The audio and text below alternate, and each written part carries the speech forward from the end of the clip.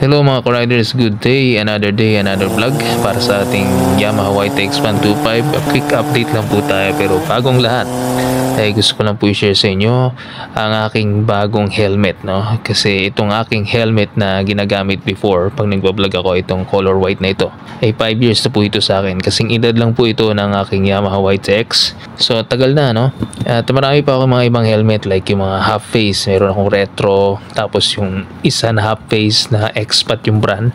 Tapos syempre meron din tayo sa Movit na helmet, no, yung mga half face na. So hindi natin papakita yan. Pero ito talaga yung madalas na ginagamit ko kasi mas safe, no, full face at modular siya, no. So dual visor din. Tagal na nito, as in sobrang sulit itong motor na ito. Sobrang sulit itong helmet na ito.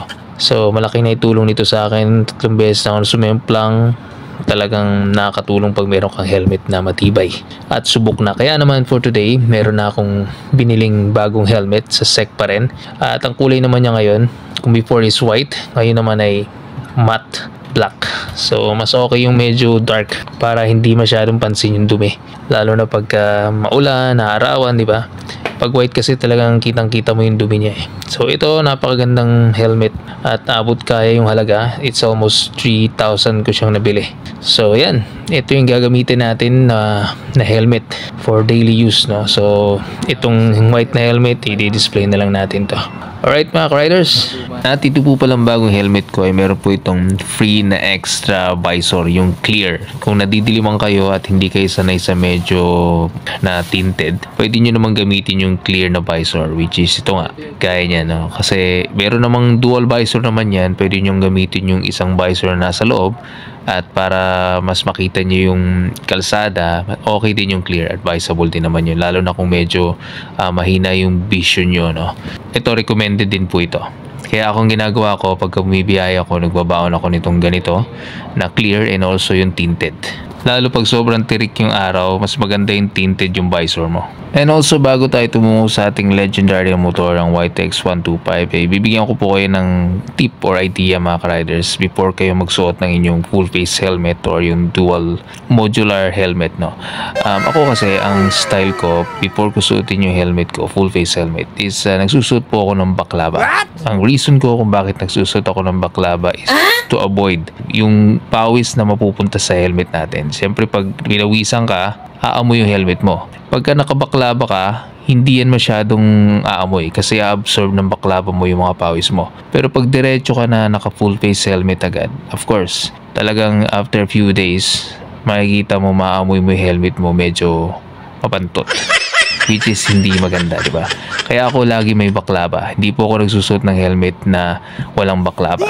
Alright mga riders? Alright, so fast forward tayo. Yesterday, nag-ikot-ikot ako sa may Santa Lucia. So paikot-ikot na ako dyan. And then nag-try ako mag-Marcos Highway all the way sa Clean Fuel para magpagas. No? And then mayroon ako napansin at sabi ko pat parang nawawala yung hatak and yung arangkada niya is parang less na yung power.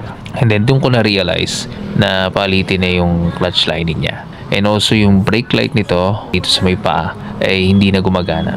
Although matagal ng issue yun. Kaya lang next week kasi before mag July 7 kailangan ipaayos ko na yan dahil magre-renew ako ng aking ORCR. So napaka-importante na, no? Pag chine-check yung motor nyo, kailangan lahat gumagana. Ilaw, brake light, tail light, headlight, dapat lahat yan gumagana. Busina, kailangan gumagana yun, no? So dapat walang mga defect. Dahil pag hindi, maka-penalty ka o kaya kailangan mo ipaayos. Last time kasi, to be honest with you, nagbayad na lang ako additional 100 para dun sa brake light. But this time, pinaayos ko na. Pinagawan ko na ng paraan kasi kailangan napaka-importante niyan sa ating motor na meron tayong brake light sa paa, no? Meron namang brake light to, pero dito sa may handbrake lang. Pero yung sa paanan, hindi na gumagana. Kaya ang ginawa ko, dinala ko sa trusted mechanic ko sa may Manggahan banda kay Nonoy Tan at ang gumawa nun na yung assistant niya si Mar. Yun, ang bilis sila nagawa at ang ginastos ko pala nito is umabot ako ng 1,710. So, yun ang inabot. Pero, kailangan kahit paano maging generous naman tayo. So, dinagdagan ko na lang na additional 50 pesos. kaya umabot siya ng 1,760.